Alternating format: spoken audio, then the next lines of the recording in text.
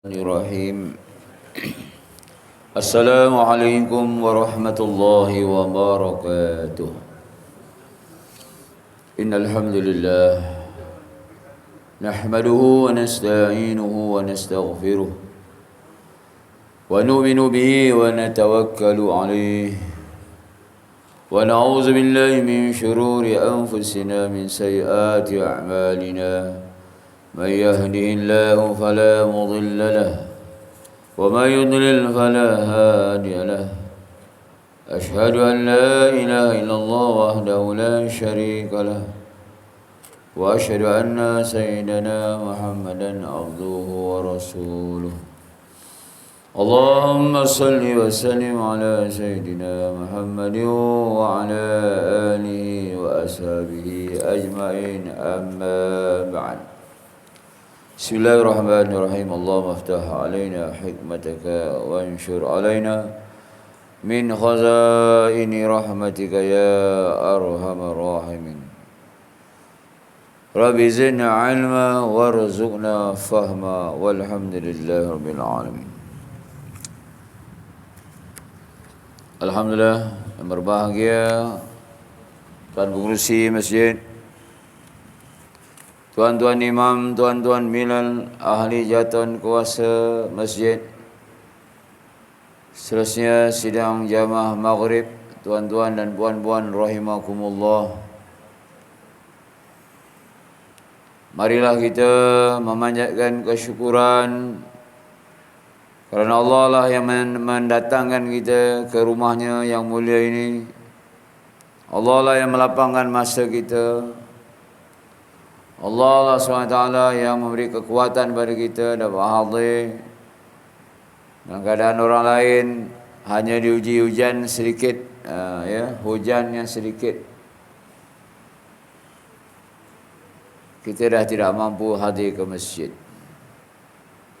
Bagaimana kalau tuan-tuan dihujani dengan peluru, dengan bom? Agaknya masjid kita langsung kosong, ya.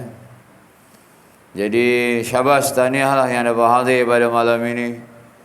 Ya, kita teruskan pengajian kita pada malam ini.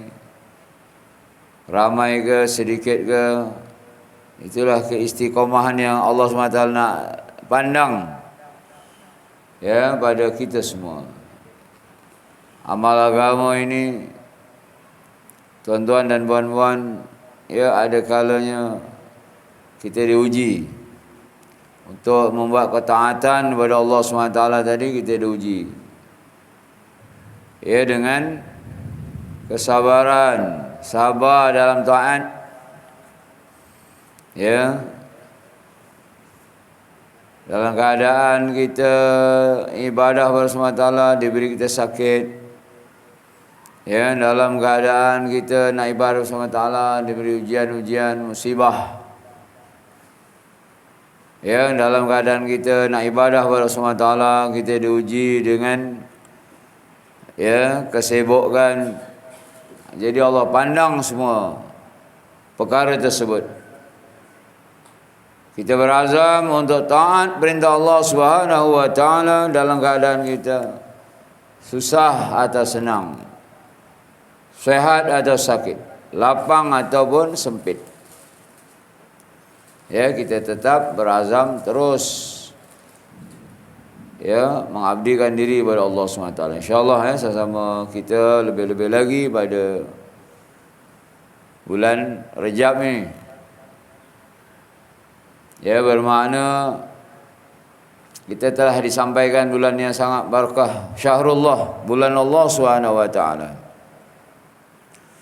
Ini tuan-tuan, orang-orang yang terdahulu di kalangan alim ulama, ahlullah, para wali-wali Allah SWT, bila masuk bulan Rajab itu dah bermula fokus, tumpuan dia lebih kepada amal ibadah kepada Allah SWT. Kita pun kena berazam demikian. Dah masa Rajab, kemudian akan datang Syaban, seterusnya Ramadan. Jadi ulama tahu Rajab itu adalah bulan untuk kita bercucuk tanam. Ni maknanya kalau kita nak menuai hasil nanti pada bulan Ramadan, inilah masanya kita bercucuk tanam. Dahlah kita melipat gandakan balik amalan-amalan kita. Fokus pada amalan-amalan kita. Bukan mana sebelum ini kita tidak beramal. Kita pun beramal sebelum ini. Tapi bila masuk Rajab ni kita terus tumpu. Ya, perkemaskan Quran kita. Kalau dulu kita baca ala kadar, pada Rajab ni kita dah mula baca. Ya, dapat dihatamkan sebulan sekali pada Rajab ni, alhamdulillah. Sebab nanti Ramadan kita berazam nak hatam 2 kali 3 kali. Ya, kita janganlah ya seperti tahun-tahun yang dahulu, kadang kita hatam sekali, ada yang tak hatam. Ya, bulan diturunkan Al-Quran tu kita cuba hatamkan Al-Quran. Ada orang boleh hatam 5 kali, 7 kali, subhanallah. Ada 10 kali, 10 hari dia hatam. Jadi tuan-tuan dan puan-puan, itu dikata menuai hasil lagi, keseronokan kita beribadah, kemuncak dia pada bulan Ramadan nanti. Tetapi kita akan dapat hakikat tersebut apabila pada bulan Rajab ini kita dah mula melipat gandakan amalan-amalan solat-solat sunat, semua kita laksanakan yang paling baik. Zikrullah, zikir bersama Ta'ala tadi kita buat yang paling baik.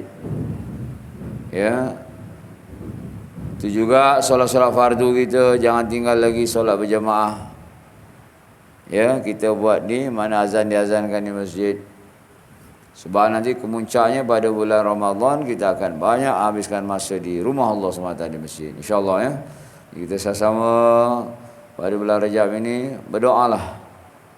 Allahumma barik lana fi Rajab wa Sya'ban wa ballighna Ramadan. Tuan-tuan baca doa ni banyak supaya benar-benar keberkatan Rajab tadi datang dalam diri kita. Macam mana tanda keberkatan Rajab tu datang dalam diri kita? Apa tandanya? Iaitu kita dapat peningkatan amal pada bulan Rajab ini.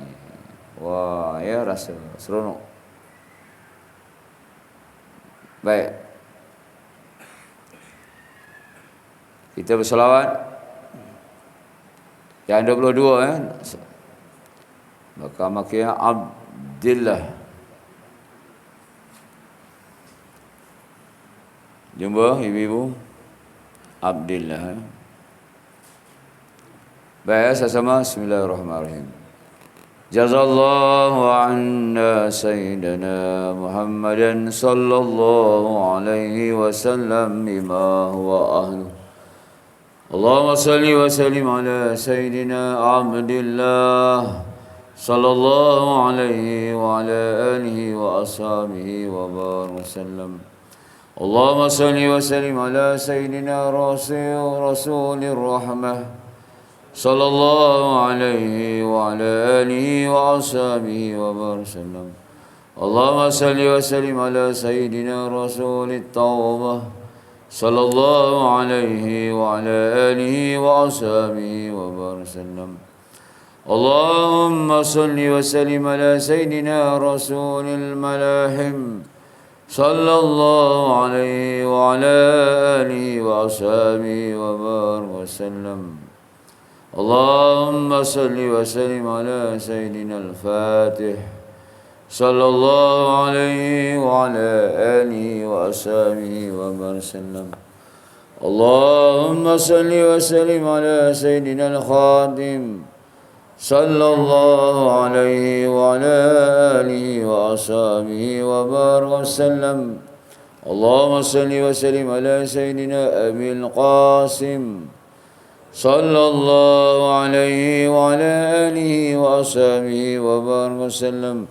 Allahumma salli wa sallim ala sayyidina Abi Ibrahim sallallahu alaihi wa ala alihi wa ashabihi wa barik wasallam. اللهم صل وسلم على سيدنا الأبر بالله صلى الله عليه وعلى آله وأصحابه وبارك وسلم. اللهم صل وسلم على سيدنا الأبطحي صلى الله عليه وعلى آله وأصحابه وبارك وسلم. اللهم صل وسلم على سيدنا الأتقى لله صلى الله عليه وعلى آله وأصحابه وبارك وسلم. اللهم صل وسلم على سيدنا الأتقى الناس صلى الله عليه وعلى آله وأصحابه وبارك وسلم. اللهم صل وسلم على سيدنا الأجواد صلى الله عليه وعلى آله وأصحابه وبارك وسلم. Buat setelah itu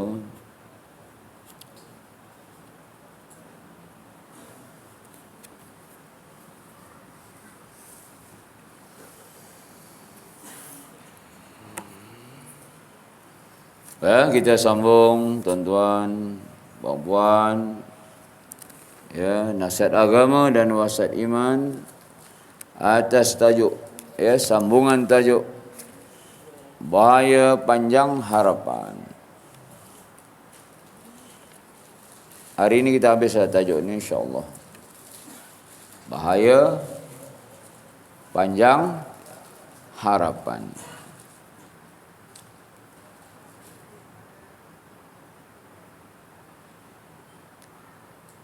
Nyatalah bahawa panjang harapan itu adalah menurutkan kehendak hawa nafsu dan tertipu dengan cita-citanya yang kosong. Simpulannya apa? Panjang harapan itu kita ikut sahaja kehendak hawa nafsu kita. Apa sahaja kehendak nafsu itu kita layan. Nak makan sedap, layan saja. Nak baju-baju mewah, pakai. Nak kenderaan-kenderaan mewah, ikut, usaha. Wah, rumah ni belum besar, ikut. Ya, ringin, tanah tu tak cukup lagi, usaha. Beli tanah lagi. Barang-barang kemas kita belum cukup lagi, ikut lagi, beli lagi, ya. Yang ada tu kan tak dipakai lagi. Tak maaflah, ya. Itu dikatakan apa? Orang yang panjang harapan, ya, dia mengikut kehendak nafsu dan tertipu dengan cita-cita yang kosong. Baik. Setengah salaf soleh radhiyallahu anhu berkata, andainya anda dapat melihat ajalmu dan kehampirannya, nescaya anda akan membenci panjang harapan dan tipu daya. Ni orang-orang alim, ya, kata. Jika dilihatkan ajal kita itu habis, kita tahu ajal kita, tarikh bila kematian kita, kita pun akan apa? Benci apa yang kita panjang-panjang kerana apa harapan tadi, dan juga tipu dayanya. Apa, ya? Macam contoh tuan-tuan. Contoh, ya. Orang yang telah dijatuhkan hukuman mati. Orang yang telah dihukum mandatori mati. Kalau penjara tu dia dah penjara khas. Bilik khas menunggu mati, hukuman gantung. Agak-agak tuan-tuan dia ada berangan-angan yang tinggi ke? Adakah dia panjang harapan lagi? Dia dah tahu nak tarikh kematian dia tu. Tunggu masa je. Tidak tuan-tuan, ya. Dia akan, orang yang kalau Islam tadi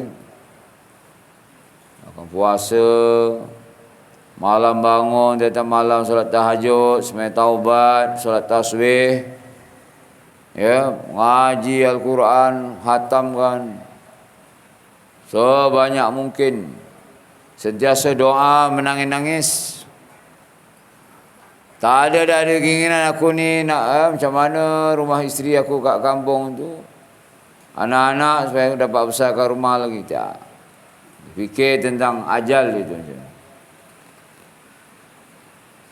Tapi kita ni yang tak dihukum mati ni macam mana? Ya, ada tak sama perbuatan kita dengan orang yang telah dihukum mati tadi? Tak sama. Kita masih lagi berseronok-seronok, bersukaria. Amal ibadat tu ala kadar saja. Tak sungguh-sungguh. Ya. Ngaji satu muka, dua muka, dah ngantuk. Sadaqallahul azim. Zikir nak habiskan satu pusingan tu pun tersengguk-sengguk. Ya. Sembahyang sunat rasa malas nak buat air. Ya. Ini kita. Sebab apa? Tak dihukum mati. Walhal hakikatnya saya dan tuan-tuan dan puan-puan semua, kita semua ni pun dihukum mati oleh Allah. Saya dan tuan-tuan ni dah ada tarikh kematian, dah dihukum oleh Allah SWT. Tetap tidak akan berubah. Tapi kita sebab tak ditunjukkan tarikh kematian tadi, itu yang kita hari ni masih lagi pagi, petang, bulan. Orang sampai cakap tak ingat mati ke? Ya. Dah umur-umur macam ni pun nak kerja lagi, apa dicari lagi tu? Orang sampai cakap macam tu. Tanah dah banyak, simpanan dah banyak, cucu dah ramai, semua dah cukup, masih lagi teruk-teruk buat kerja. Ini ramai di kalangan kita macam tu. Ya. Sebab kita tidak dihukum mati. Walhal hakikatnya setiap saya dan tuan-tuan semua telah ditetapkan dihukum mati oleh Allah SWT. Cuma tidak didedahkan tarikh kematian tersebut. Ataupun tuan-tuan dan puan-puan,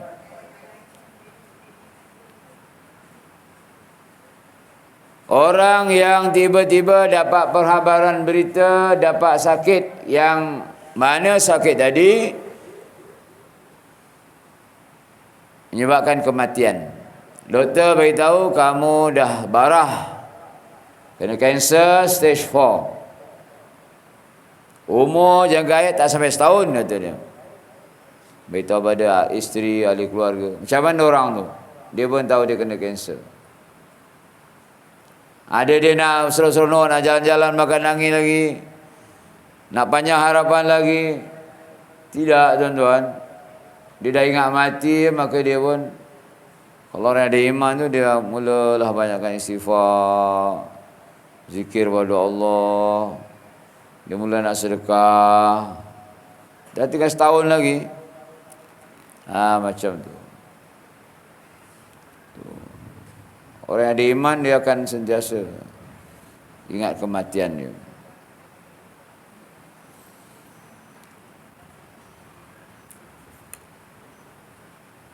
Yang lain pula berkata betapa banyak didapati setiap hari tetapi masih belum cukup. Dan betapa banyak pula yang diharap-harapkan pada hari esok namun tidak dapat dijaminannya. Ada yang berkata lagi betapa ramai orang ketawa sepenuh mulutnya, sedang kain kapannya telah disediakan oleh tukang jahit.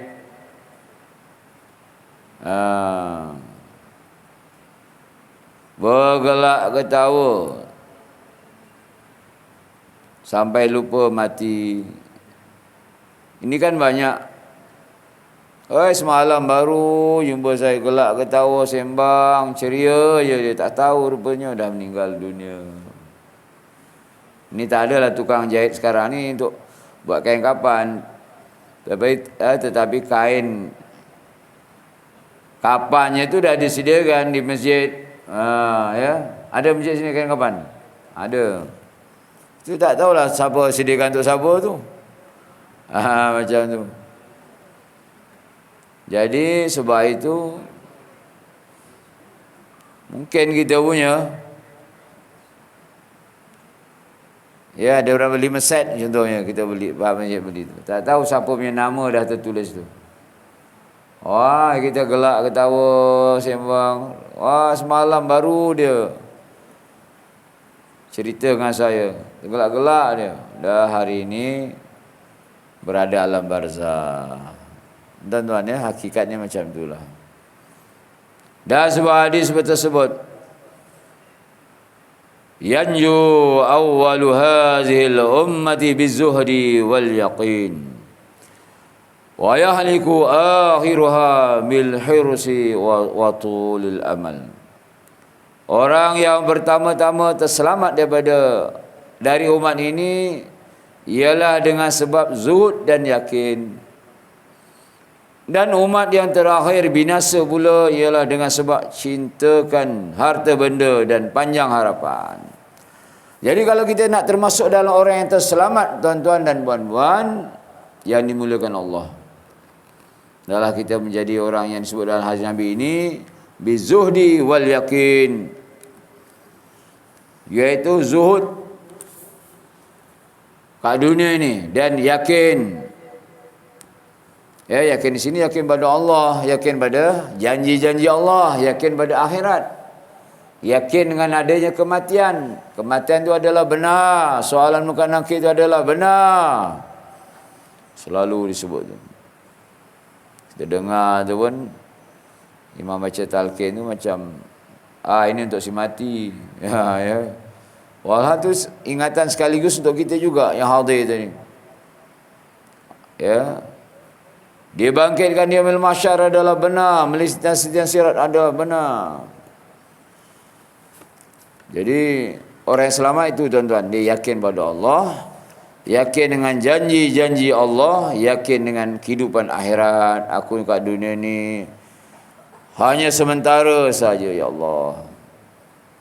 Ramai dah rakan-rakan saya, ramai dah saudara mara saya telah tinggalkan dunia ni sebagai bukti bahawa dunia ini bukan tempat yang kekal. Kapan masakah saya ini akan pindah pada alam barzah ni ya Allah? Kalau ada fikir selalu macam itu, selamat orang tu insya-Allah. Sebab Nabi dah beritahu, yanju, iaitu orang yang terselamat. Awalu hazil ummah, ya, orang yang awal terselamat di kalangan umat ini. Kalau dia kat dunia sentiasa zuhud. Zuhud ni maknanya apa? Kita tidak letakkan cinta dunia dalam hati kita. Ada kereta mahal beli harga 150,000. Pasal hujan tak datang masjid. Ya, kereta aku ni baru basuh. Ya, sanggup tak pergi masjid sebab malas nak keluarkan kereta. Sedangkan Allah uji ni, hujan, ada pengajian malam ni, tak apalah, tak datang hujan. Jadi alasan dia hujan. Agak-agak besok kereta tu tak disap tak? Isap atau tidak macam mana? Ya, yang berpayung datang naik motor. Kereta ada di rumah tu. Apa gunanya kita beli kereta tu untuk ibadah pada Allah SWT, datang bawa ke masjid. Ya, jadi kita gunakan kereta tadi, keluar tak apa, basah tak apa. Ini jadi saksi di akhirat besok, supaya kereta kita tidak dihisap oleh Allah SWT besok. Aku gunakan 5 waktu ke masjid. Macam tu ya. Wa yahlik, siapa yang celaka ni? Siapa yang binasa ni? Iaitu orang yang cintakan harta benda. Zuhud lawannya cinta harta benda. Zuhud tadi tak cinta, ada kereta bawa, ada duit gunakan. Dia tak melekat dalam hati. Zuhud tadi ya. Bukan semestinya zuhud tu ada pakaian yang cuma camping, koyak, tidak. Walaupun dia harta banyak kaya, zuhud digunakan semua untuk agama Allah SWT. Duit dia banyak. Pengajian ni saya taja malam ni ya. Bagi tahu pengurusi. Berapa bayaran dia? 300 nah bagi.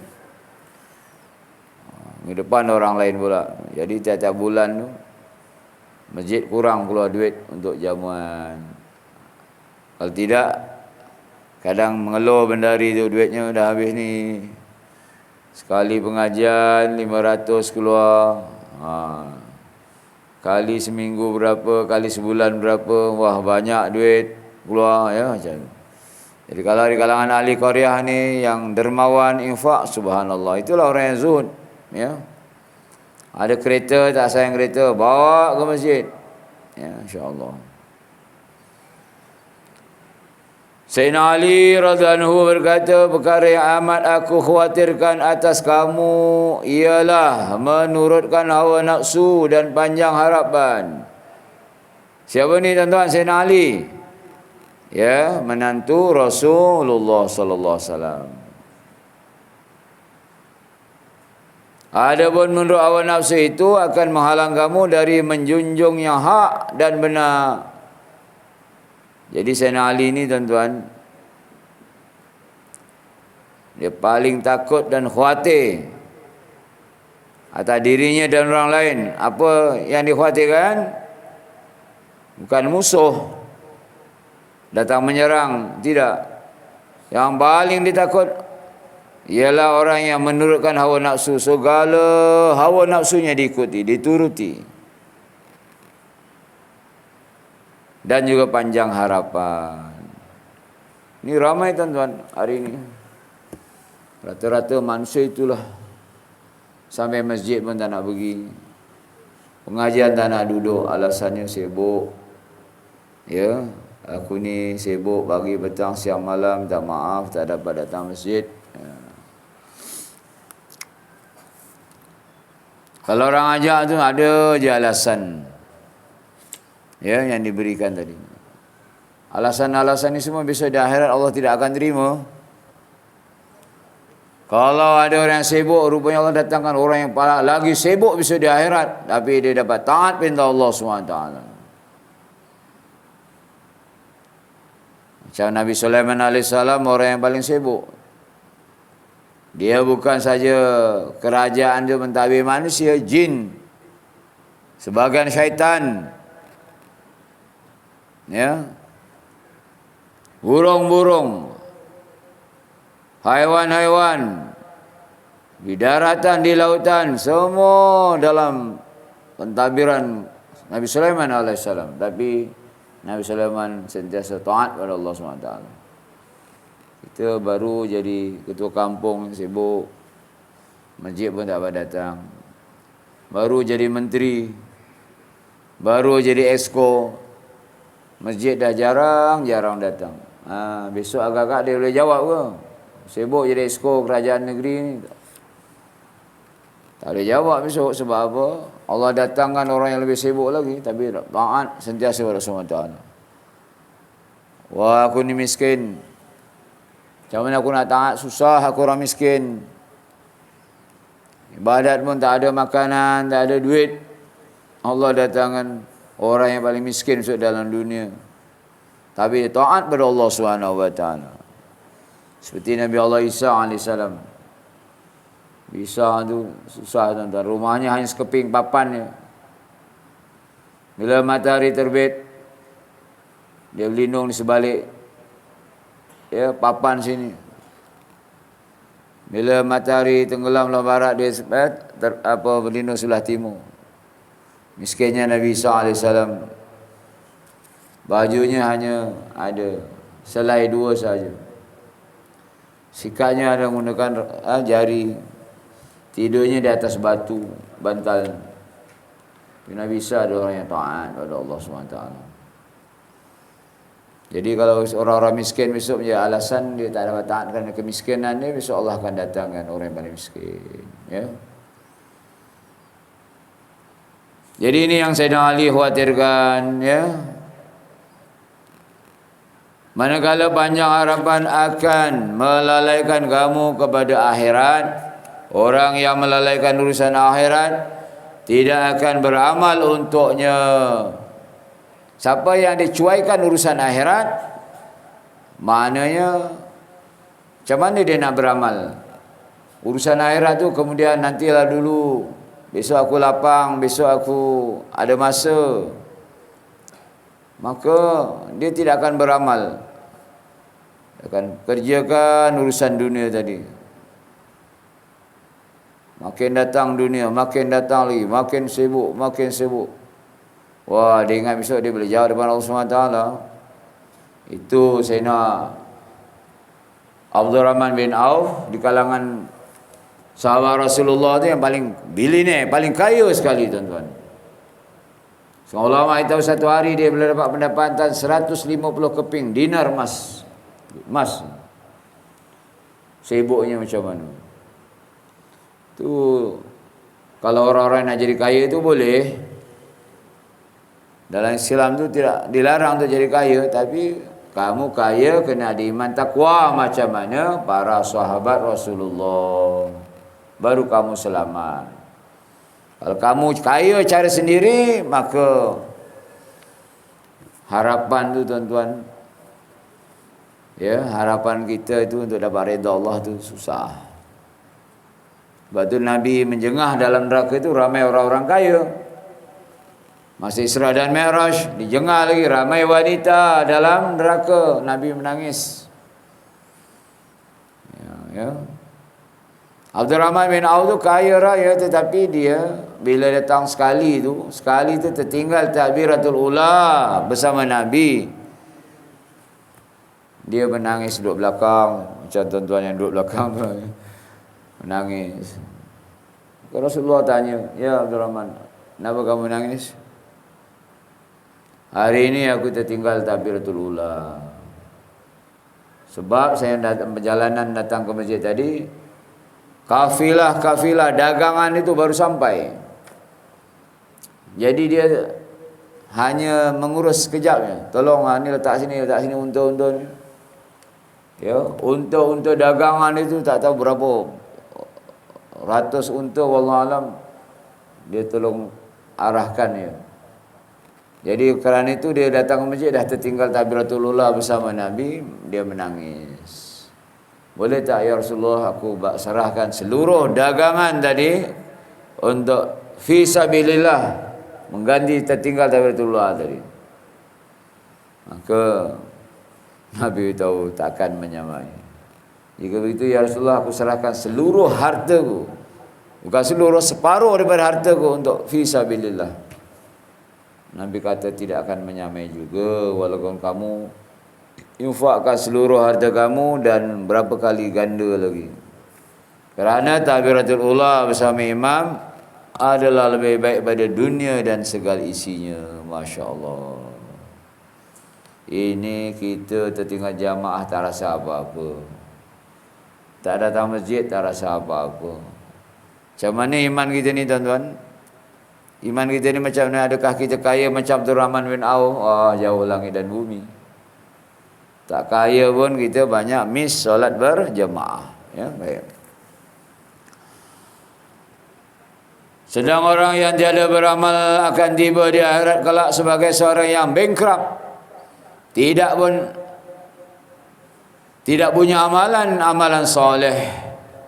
Ia tiada bermodal untuk menyelamatkan diri dari bahayanya lantaran tidak punya amal soleh dan bakti.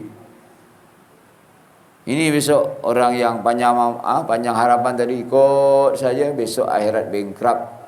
Walaupun dia kat dunia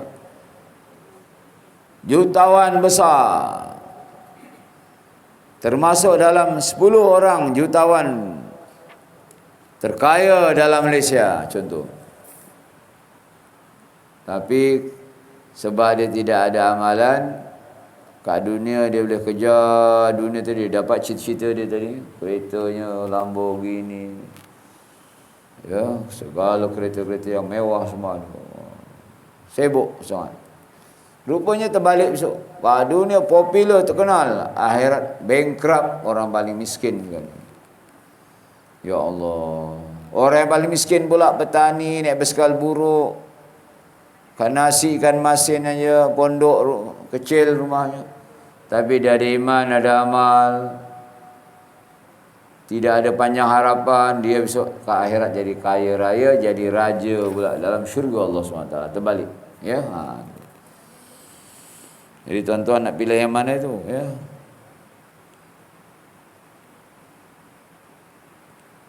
Kiranya ia memohon dikembalikan ke dunia untuk beramal soleh, nescaya akan dihalang dan ditolak. Alangkah ruginya orang ini pada hari itu ketika sesal sudah tiada berguna lagi. Minta dah sampai sana nak balik ke dunia. Ya Allah, nak balik lagi kampung Songgala. Ya Allah, aku tak nak lagi kerja dunia lagi. Ya Allah, nak amal soleh. Ya Allah, nak datang masjid, duduk pengajian, nak berzikir, nak mengaji, nak puasa, nak itu, nak ini. Taat saja. Tolak. Kena? Tolak. Sebab Allah dah bagi peluang ni sekarang ni. Allah bagi peluang ni. Disisirkan macam itu je. Tak ada peluang kedua dah. Dalam wasiat Rasulullah sallallahu alaihi wasallam kepada Ibnu Umar berbunyi, "Kun fid dunya ka'annaka gharib aw 'abirun sabil." Anggaplah dirimu di dunia ini sebagai seorang musafir ataupun sebagai pengembara. Kita ni tuan-tuan kena sentiasa anggap diri kita ni musafir kerana kat dunia ini. Bukan kita macam gayanya nak kekal kat selama-lama kat dunia ni. Itu yang kata orang tak cukup-cukup tu. Ya. Kalau kita merasa diri kita musafir, macam mana musafir tuan-tuan? Orang musafir itu macam mana? Tuan-tuan musafir pergi Mekah, musafir pergi jalan ke mana? Ada tak bawa satu kontena peralatan nak pergi tu? Ada? Tak ada. Satu beg sandang, satu beg kecil. Musafir. Kalau zaman dulu musafir tu naik unta, naik barang. Rumah dia, kebun dia, harta-harta semua tinggal. Sebab dia musafir. Bawa sekadarnya je. Ada musafir bawa baju sampai 10 beg. 10 unta ikut dia bawa. Tak ada. Ini pakai baju seluar 5, jubah 5, tuala 1. Satu beg tu bawa. Senang. Boleh tak selesai urusan itu? Tuan-tuan begini. Selesai. Jadi ulama beritahu tu, itulah kehidupan kita sebenarnya ringkasnya. Siapa yang dia keluar 4 bulan, 40 hari, bawa baju 2-3 beg, itulah dia sebenarnya. Ringkas saja. Boleh selesai masalahnya. Ya. Okey, macam mana? Kita ada sikit lagi, tuan-tuan bila azan lah, sambung boleh 5 minit lepas. Silakan.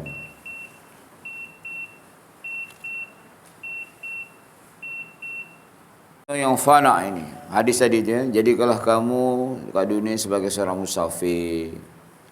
Ya, mana kita musafir. Singgah di satu tempat. Adakah di tempat tu dia nak tinggal lama-lama? Tidak. Sekejap je. RNR contohnya. Hanya sekadar keperluan, pergi tanda, solat, dia makan, lepas tu teruskan perjalanan lagi. Kalau zaman dahulu, perjalanan di padang pasir yang ribuan kilometer. Bila dia singgah di satu tempat tu ada pohon-pohon teduh, dia berkemah bawah itu, makan-makan, minum-minum rehat. Dia tidak terus kekal di situ. Dia akan packing balik dan teruskan perjalanan yang jauh. Ya, macam tu. Itu siapa yang kat dunia tu sebagai singgahan sekejap je, fikir aku tak apalah kat dunia ni, apa yang ada cukup. Ya, berpada dengan apa yang ada. Aku susah sikit pun tak apa. Yang aku tuju ialah kehidupan akhirat. Ya, macam tu tuan-tuan. Ibnu Umar radhiyallahu pernah berkata, "Iza asbahta fala tantaziril masa. Wa iza amsayta fala tantaziris sabah. Wa hus min hayatika li mautik wa min sihhatika li saqamik." Jika anda masih hidup di waktu pagi, jangan tunggu hingga ke petang. Dan jika anda masih hidup di waktu petang, jangan tunggu hingga ke pagi. Sediakanlah dirimu di masa hidup untuk bekalan waktu mati, dan di masa sehat untuk bekalan waktu sakit. Ini tuan-tuan. Siapa pesan ni tadi? Ibnu Umar atau Abdullah bin Umar, anak Sayyidina Umar bin Al-Khattab. Ya, besar. Jadi kalau kita pagi tu nak beramal tak payah sampai tunggu petang. Buat je pagi ni apa amal-amal yang terdetik tidur. Aku buat duha, buat waktu duha. Ya, buat isyarat. Oh, nak mengaji, ambil Quran baca terus. Jangan tunggu petang, sebab tunggu petang tu belum tentu hidup lagi. Ha, macam tu ya. Itu juga ya. Kalau sampai waktu pagi tu jangan sampai petang tu sampai tunggu esok pagi, tidak. Ya, teruskan beramal. Dan begitu juga waktu kita sehat itu jangan tunggu. Sia-siakan waktu sehat tadi. Gunakan untuk sepuas-puasnya untuk amal ibadah kepada Allah Subhanahu Wa Taala. Masih boleh rukuk, masih boleh sujud. Walau solat-solat sunat tu sebanyak mungkin tu. Matanya terang tadi, gunakanlah untuk baca Al-Quran sebanyak-banyaknya. Jangan tu besok dah sakit, tuan-tuan, memang amal ibadah kita akan kurang. Ini pesanan dari siapa? Ibnu Umar Lanhu. Jadi insya-Allah semoga yang sedikit ini Allah SWT memberi saya dan tuan-tuan, puan-puan semua ya, mudah-mudahan kita tidak panjang harapan, meyakini bahawa kehidupan dunia ini adalah tempat singgahan yang sementara. Jadilah kita ini sebagai, kata oleh Ibnu Umar tadi, ka'annaka gharib, iaitu sebagai musafir. Kita akan pulang pada kampung yang kekal, iaitu alam akhirat. Sanalah tuan-tuan kita akan puaskan segala kehidupan kita. Tidak akan mati dan tidak akan sakit lagi. Tidak perlu beramal ibadah lagi. Ya, di sana tempat pembalasan menerima nikmat-nikmat Allah SWT. Kalau kita di dunia sanggup besar payah, ya, taat perintah Allah SWT, meninggalkan larangan-larangan Allah SWT, insya-Allah. Semoga kita dapat amal sampaikan. Bismillahirrahmanirrahim. Allahumma shalli ala sayyidina Muhammad wa ala alihi wa sahbihi. Allahumma faqihna fid din wa 'allimna ta'wil wahdina ila siratal mustaqim. Walhamdulillahirabbil alamin. Qaballallahu minna.